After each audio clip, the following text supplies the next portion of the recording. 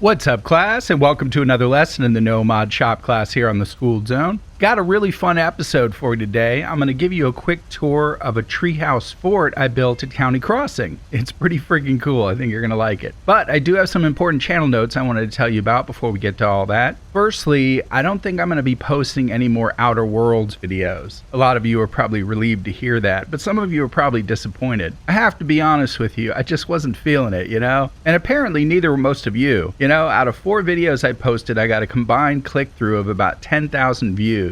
In total, I put in about 25 hours of work into those videos. Yet I posted a Fallout 4 turret pillbox video in between those videos. It shoots up to 27,000 views, and I only spent about 2 hours on that video. So the problem wasn't the videos not reaching you guys, it was your lack of interest in clicking on them and sharing them around. But even more so than just the economics of it, the Outer Worlds just didn't feel like a next-gen game to me, you know?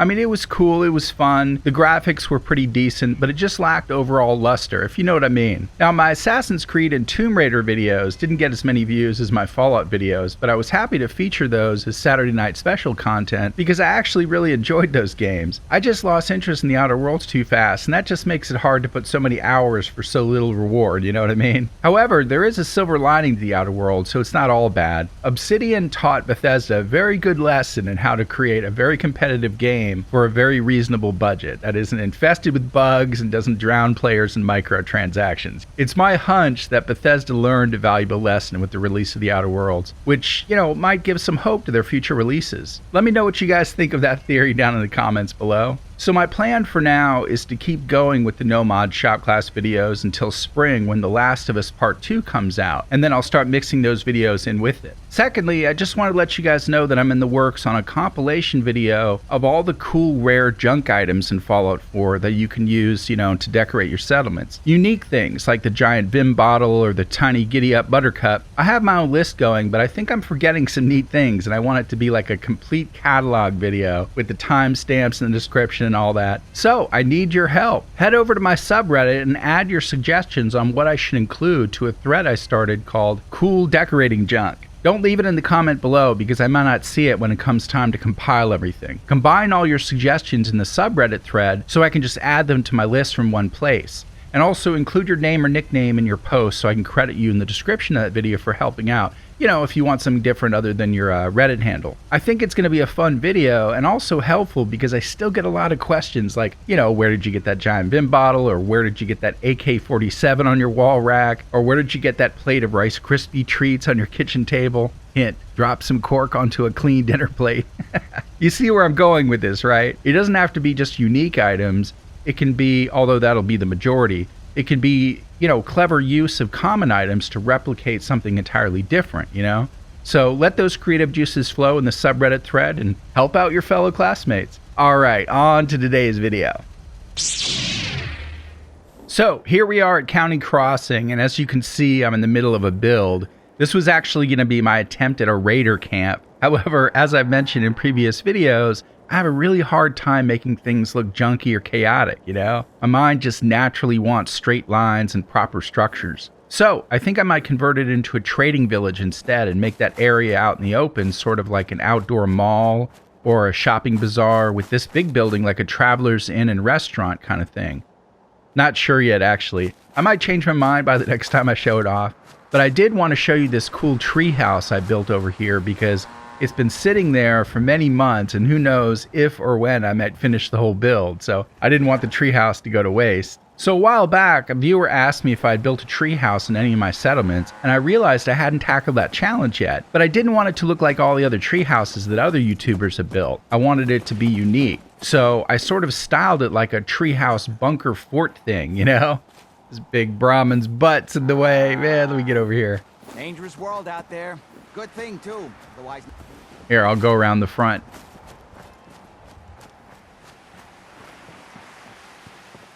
Now, the main reason I used concrete, though, was because it actually had angled pieces, and it allowed me to create an octagon. I know there are some very complex ways to create a circular structure out of wood, but it's a whole lot of work, and there was no guarantee that I could actually pillar glitch it all into the tree after I was finished. This method allowed me just to pillar glitch one floor tile into the air, and then snap everything else around it. It's not very big, but it's cool nonetheless, so let's check it out.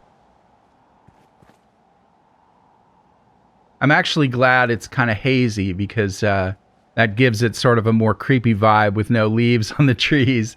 But anyway, so let's go around here.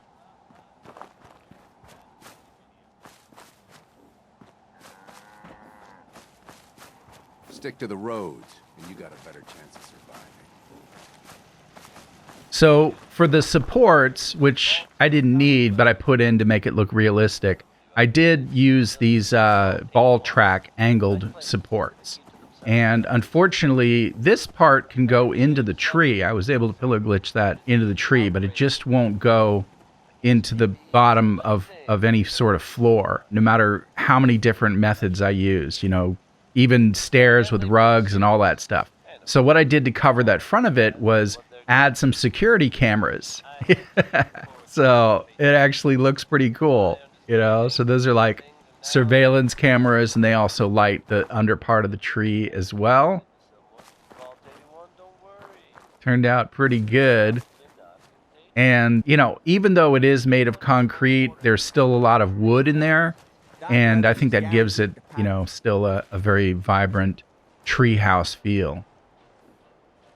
So here we have stairs that go into it, which are perfectly pathed for this guard to reach his little guard station here. You hear about that farm run by ghouls? Isn't that something? That's something, buddy. Okay. So I'm going to try to not knock anything. Oh, look at my little garden gnome. He's already sinking through the floor there. That's a shame. So I'm going to try to avoid knocking over any of the decorations as I move backwards through here. But yeah, so this area is like a little hangout spot. I'm thinking that's going to be like a little poker table where they can also listen to music, have some drinks. And check this out, all right? You see this door right here? All right, you can close it from this switch. And then nobody can get up here, all right? It's pretty cool. All right, I'm going to leave it open for now. I got something else cool I'm going to show you with it in a second, but let's keep going around. So we have little snack. Oh, I forgot to put snacks in there. But anyway, we have an eatrotronic here. And then we have a little breakfast nook. That bottle is about to tip over. What's up with that? Okay, that's weird.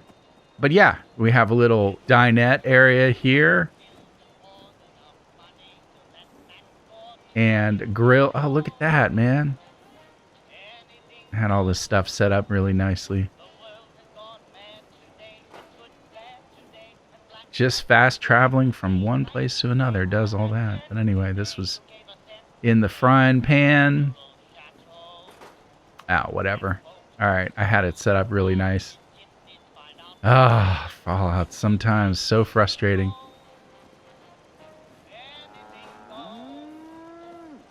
Okay, I won't bother. But salt and pepper shaker. This is like the grill stand here. Got some fish. You'd throw on the grill. Tongs for, you know, for steaks and stuff like that. And this is a little TV lounge area.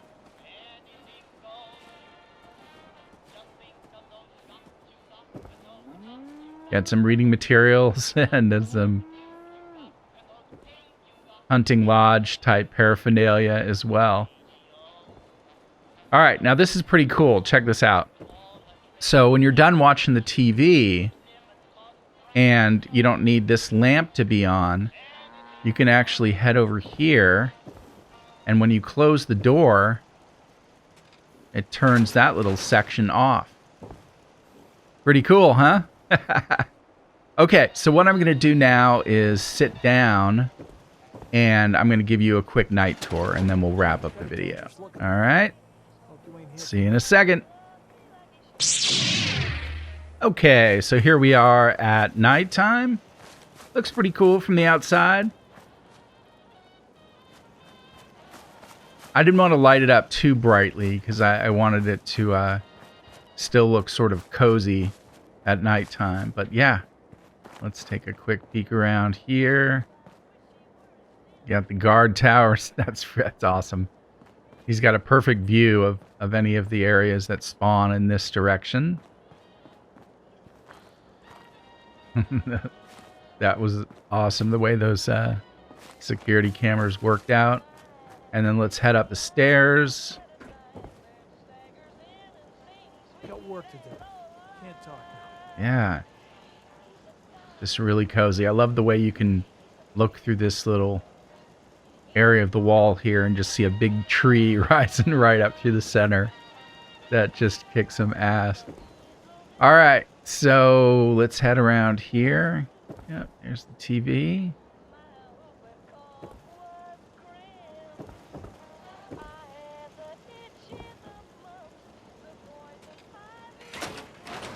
And if you want a little darker area over here, that worked out really well.